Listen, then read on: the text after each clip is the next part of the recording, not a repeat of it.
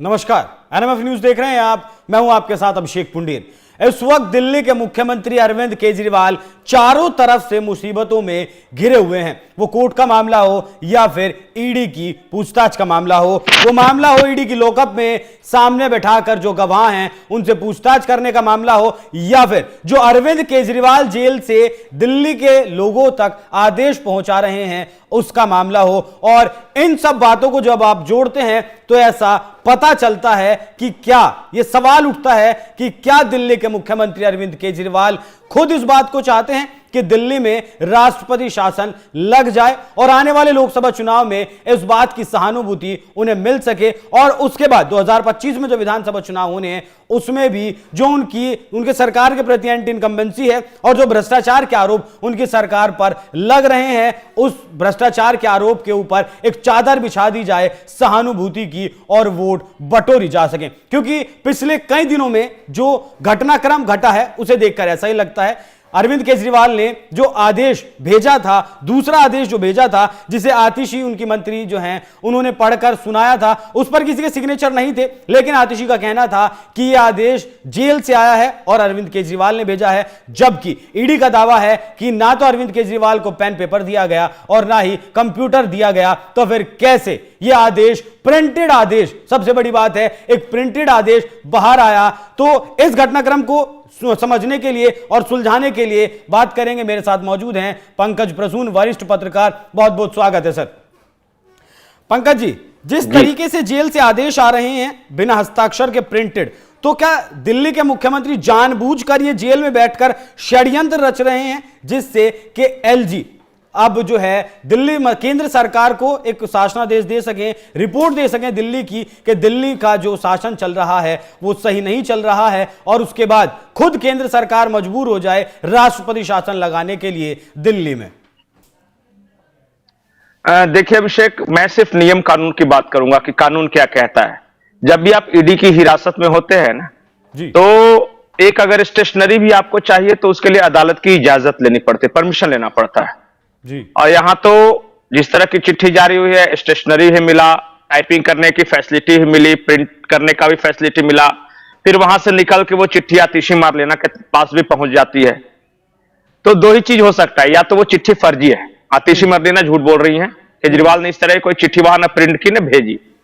अगर उन्होंने ये किया है तो जो धाराएं लगेगी उसके अनुसार 3 साल तक की जेल हो सकती है।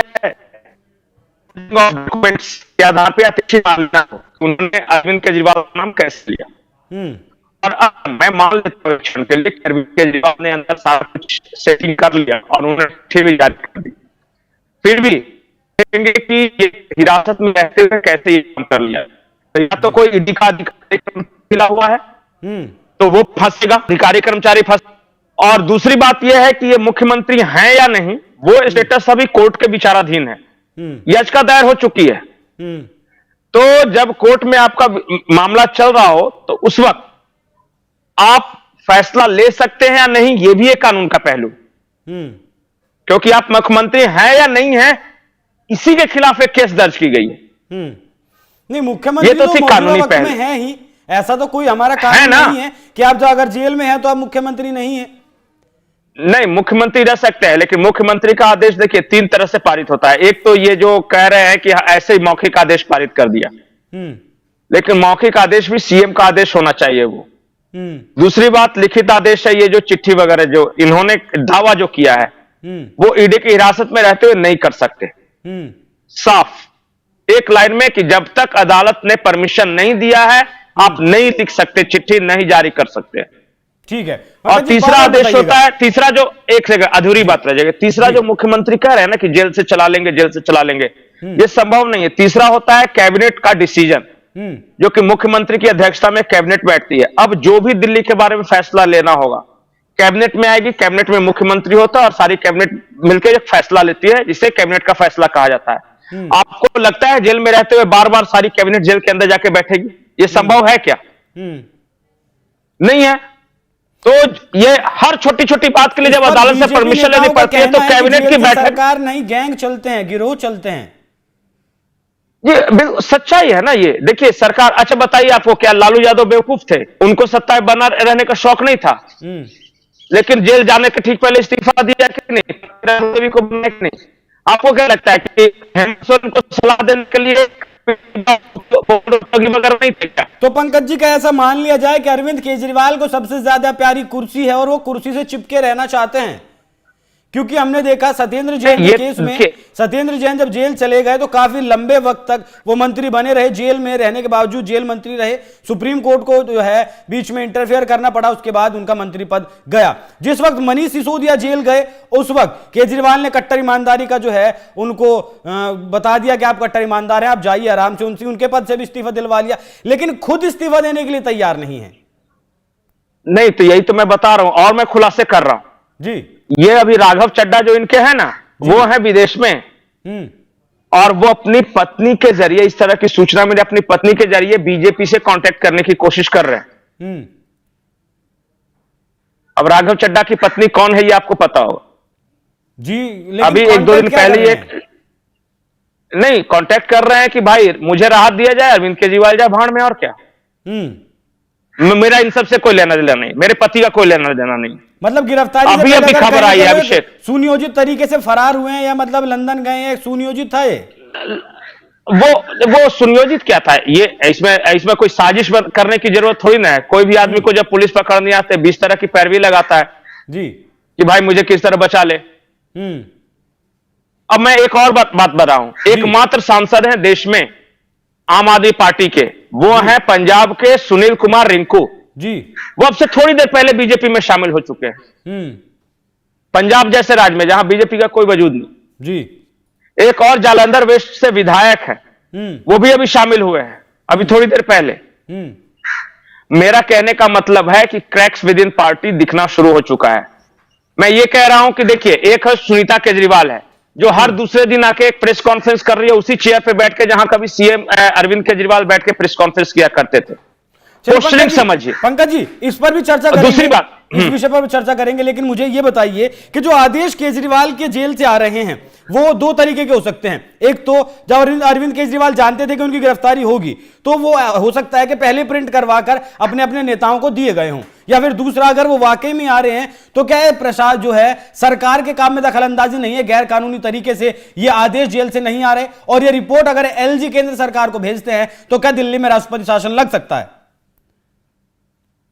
देखिए अभिषेक, सिचुएशन है, ये पैदा करने की कोशिश कर रहे हैं जी। अच्छा, एक बात आपको आश्चर्यजनक नहीं लगा जी कि केजरीवाल की जितनी सारी चिट्ठियां सब आतिशी के पास हैं, वो जारी कर रही हैं, और जो रोज प्रेस कॉन्फ्रेंस कर रहे हैं उनकी पत्नी, उनके पास कोई चिट्ठी नहीं। ये कुछ हैरानी हो रही है आपको? बिल्कुल। मैं यही बता रहा था आपको। देखिए, मैं क्रैक्स विद इन पार्टी की बात क्यों कर रहा था? सुनीता केजरीवाल अपना पोस्टरिंग कर रही है कि भाई मैं मुख्यमंत्री का ये हूं, देखिए उसी चेयर पे मैं बैठ के प्रेस कॉन्फ्रेंस कर रही हूं। फिगर समझने की, इमेज समझने की कोशिश कीजिए। आतिशी कर रही है कि मेरे नजदीक केजरीवाल है, सारी चिट्ठी मेरे थ्रू जारी हो रही है।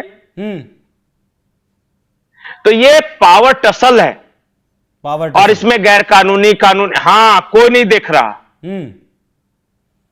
ये दो महिलाओं के बीच का झगड़ा है पावर के लिए कि केजरीवाल तो गया अंदर, अब आगे कौन बनेगा, अब आगे कौन, और इसलिए आतिशी दिखा रही है कि हां, आतिशी दिखा रही कि चिट्ठी तो मुझे भेजा करता था वो, और सुनीता केजरीवाल कर, लेकिन चेयर पे तो मैं बैठ के प्रेस कॉन्फ्रेंस कर रही हूं।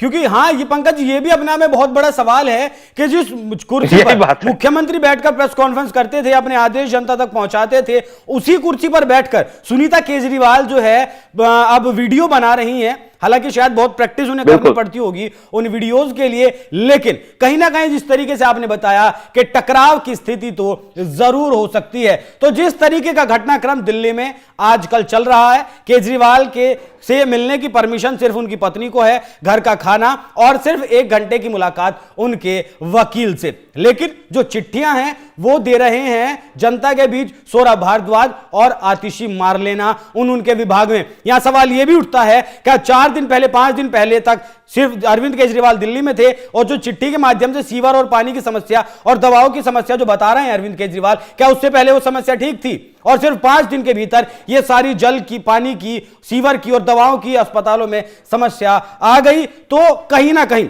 जो सिचुएशन पैदा की जा रही है उसके बाद सवाल ये उठ रहे हैं और कहा ऐसा जा रहा है कि दिल्ली के मुख्यमंत्री खुद इस बात को चाहते हैं कि एलजी सिफारिश करें केंद्र सरकार से और दिल्ली में कुछ भी करके राष्ट्रपति शासन लग जाए और फिर अरविंद केजरीवाल उसमें अपनी भूमिका निभाएं, सहानुभूति दर्ज करवाएं और वोटों को बटोर सके। क्योंकि जिस तरीके से अरविंद केजरीवाल अपनी कुर्सी से चिपके हैं उस हिसाब से उनका जो कुर्सी मोह है वो जग जाहिर हो चुका है। अपने बच्चों की कसम खाकर जो कभी कहते थे हम राजनीति में नहीं आएंगे, वो आज कुर्सी छोड़ने के लिए तैयार नहीं है, पूरी जद्दोजहद में लगे हैं। तो आपका क्या मानना है, आपकी क्या राय है? जी पंकज जी। आखिरी लाइन जी। जब मैं बोल रहा आखिरी लाइन, जब मनीष सिसोदिया को पकड़ने आया तो तुम सिसोदिया खानदान महाराप हो, इस्तीफा दो और जाओ। जी। जब संजय सिंह को पकड़ने की नौबत आई तो संजय सिंह आजाद है, चंद्रशेखर आजाद है, तुम इस्तीफा दो और जाओ। लेकिन जब खुद मेरे पकड़ाने की बात आई तो अदालत पहुंच गई, हुजूर किसी तरह गिरफ्तारी से रोक लगा दी।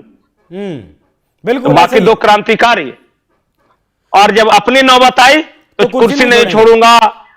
हाँ अदालत आप बताइए कि कब से हाँ से बस यही सब अब समझ में आ रहा है। मेरा तो काम ही जनता की सेवा करना है। तो तमाम जो ये खोखले दावे हैं वो जनता समझ चुकी है। लेकिन आपका क्या मानना है, जिस तरीके का घटनाक्रम दिल्ली में चल रहा है उसके बावजूद क्या दिल्ली के जो मुख्यमंत्री हैं मौजूदा वो खुद चाहते हैं कि दिल्ली में राष्ट्रपति शासन लग जाए? इस पर आपकी क्या है राय, जवाब जरूर दीजिएगा। नमस्कार।